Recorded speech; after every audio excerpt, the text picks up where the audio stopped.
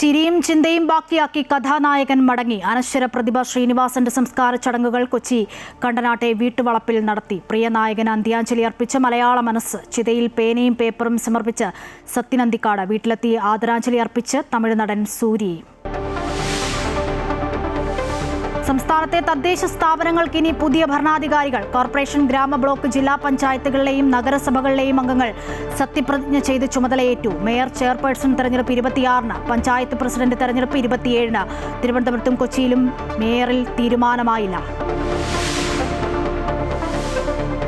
Railway യാത്രാ നിരക്കിൽ മാറ്റം. ഓർഡിനറി ക്ലാസുകളിൽ 215 കിലോമീറ്ററിന് മുകളിലുള്ള യാത്രകൾക്ക് കിലോമീറ്ററിന് 1 പൈസ കൂട്ടി.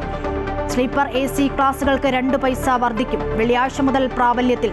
റെയിൽവേ പ്രതീക്ഷിക്കുന്നത് അധിക വരുമാനം. പുതിയ നിരക്ക് സാധാരണക്കാരെ ബാധിക്കില്ല. PBG റാംജി ബില്ലിന് അംഗീകാരം. 125 തൊഴിൽ ദിനം ഉറപ്പു നൽകുന്ന പുതിയ ബില്ലിൽ രാഷ്ട്രപതി ഒപ്പുവെച്ചു. തിരഞ്ഞെടുപ്പ് ബോണ്ട് റദ്ദാക്കിയതിനു ശേഷം രാഷ്ട്രീയ പാർട്ടികൾക്ക് കിട്ടിയ സംഭാവനയുടെ കണക്ക് പുറത്തുവിട്ട് തെരഞ്ഞെടുപ്പ് കമ്മീഷൻ. ട്രസ്റ്റുകൾ വഴി രാഷ്ട്രീയ പാർട്ടികൾക്ക് സംഭാവനയായി ലഭിച്ചത് 3811 കോടി രൂപ. BJPക്ക് മാത്രം ലഭിച്ചത് 3112 കോടി. കോൺഗ്രസിന് ലഭിച്ചത് 299 കോടി രൂപയെന്നും കണക്കുകൾ.